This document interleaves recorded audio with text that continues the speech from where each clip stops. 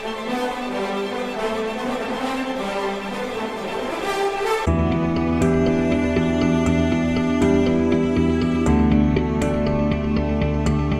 right, long time. Friends, welcome back.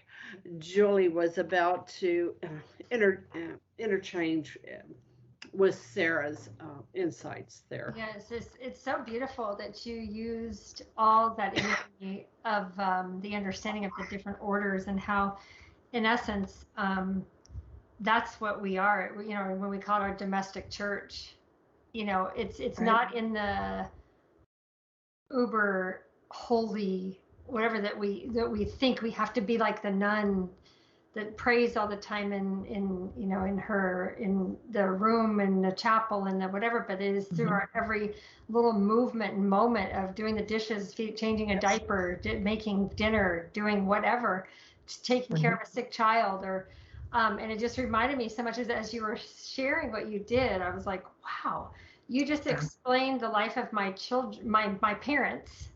Yes. Explained the life of my parents completely. To then the end of that today was for me to listen to a talk by a beautiful priest. I don't even know his name, but he was sharing with me. He was speaking to nuns. He was giving a conference to these beautiful nuns and speaking to them. And he was talking about when in their monastery, when they eat, they put a skull on the table to remind them of ever their death right before them. Yep. And it reminded me, my dad 2 years ago had a coffin made by the nuns in Colorado. And for one, he is very cheap. Yes. Love it. But it is the most simple thing. It's a wood pine box with a cross on the top that's a Benedictine. There was a blessed metal and the sides, the handles are rope. And so it is literally, it was in my parents' room in their house by the front door, set aside because they had to get it upstairs. And so when people came in, or when you went out of their bedroom, you looked over the balcony in their house, and it's like there lies where my dad will rest one day forever, unless one of us goes before him, which that might be so. He's 90. Right. And everyone would say, oh gosh, that's weird, that's gross, that's creepy. And I'm like, no, it's not, it's beautiful. And I know my dad and his thinking, how beautiful it is. So yes, now they've moved it upstairs where it's closer to the bedroom. So he comes out, easier to move to them. the right, and there's a crucifix that they were bought years ago. I mean, probably 40 or 50 years ago from a cousin of mine, my dad's niece, and it hangs there. Here's the coffin. And to me, what a beautiful remembrance of that's it. That's what it's all about right there. And it's just so beautiful because when you explained what you did with the different orders, I was like, wow, yes, they built the house, they did the teaching, they did the, you know, and then they're now every day, they don't leave the house. My dad will go with my sister to the traditional Latin Mass in Colorado. She picks them up every day because their church was closed down, and that about got my dad about ended the whole reason for living when he was told he couldn't go to mass. Right. Oh my gosh, it was amazing. So he goes every day with her, goes to confession, walks the Stations of the Cross every single day. But my mom and dad will sit every day with their alarms. The only thing they do, just pray. Not the only thing they do, but at 3 o'clock, Divine Mercy Chaplet together. They do a rosary, they say prayers, they say night prayers, they say morning prayers. I'm like, that they are living in a convent. They are. And they're living their role as priest and religious. And it's just like, oh my gosh, it's just beautiful to see. It's amazing. Yeah, I mean, we don't know what we owe to them. Oh my goodness. Yes, it's amazing. It's amazing to see. And as you witness the pain of my mom watching my dad and him, you know, forgetting things, forgetting what to say. And then she overcame, is now in remission for cancer, and he had to watch her go through that. And so it's like they had literally, I had a priest call me the other day, and he was going through Colorado. Can I stop by your parents? And he went and prayed with my father.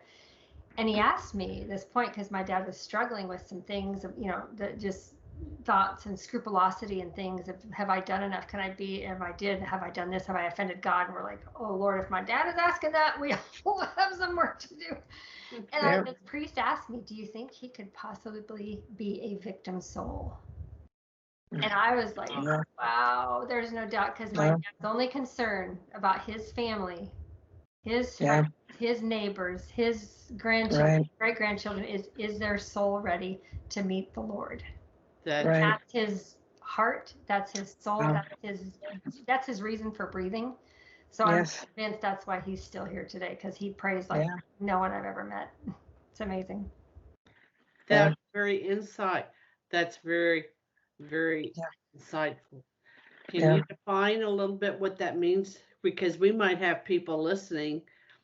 We're all nodding our heads about victim souls, but Yeah. I bet you there are people now listening and Yeah. they Yeah. don't have a clue. Yeah, it's the best way I can explain it in my term, and you guys might be able to help me even more, is he is taking on the pain or suffering of others that aren't maybe even aware that they're suffering. I was almost an intercessor for those who don't know any better. And I'm guarantee you he didn't ask for it, Yeah. but I can see God giving him that cross, because he would do it for anybody, Right. because he loves the Lord so much. So yeah, Right. him suffering not for his own, but for those of others, and yet he doesn't even know it. And that's what's so beautiful, is he prays so hard. And I Right. share this with him because he wouldn't agree, but Right. it's Yeah. beautiful to sit back Yeah. and go, wow, that's really Right. possible. Yeah. Yeah. I mean, it is such a work of God's mercy that we can bear one another's burdens.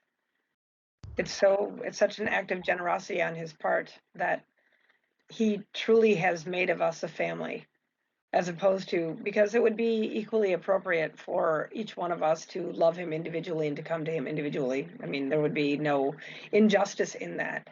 Yeah. And yet, as human persons, because really that's sort of the angels, right? The angels are individuals who come to the Lord individually. They have their ranks, but each individual angel is its own species. It's at Yeah. 100% independent and makes that, very concrete decision to serve our Lord or to not. And yet for us, he to me, it's just a profound beauty that he permits us to share one another's burdens. I mean, in the same case, we also get to share one another's joys, but that's an easy thing to understand, right? But to truly be able to carry a burden for another one. I mean, it's like that line from All's Quiet on the Western Front, right? He ain't heavy, he's my brother. Yeah. That ability to lay down your life or to carry someone when they are struggling is one of the I think one of the tenderest mercies that our Lord shows us. Because we all know that we've fallen short of the glory of God. And we all know that maybe we're not going to be willing to do something for ourselves. Especially women, maybe. I mean, it is an odd thing, right? That women can be so blastedly narcissistic and so absolutely unconcerned about their own personal welfare at the same time. Right? Like it's that crazy dichotomy, right? But I guess Wow. that's the opposite ends of the median, right? That we're supposed to both be Totally. concerned. The virtue is in the middle of that, and those Yeah. are our two opposite and opposing vices. Wow. But Wow. with your father, I think about couples like that who are living a life of silent prayer every day, how much we abide in their grace. Yeah. Yeah. Truly, it's amazing. All Amazing. right. Wow. All right.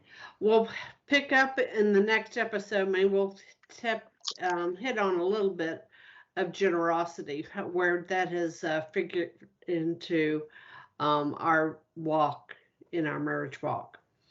Till then, my friends, fides et ratio.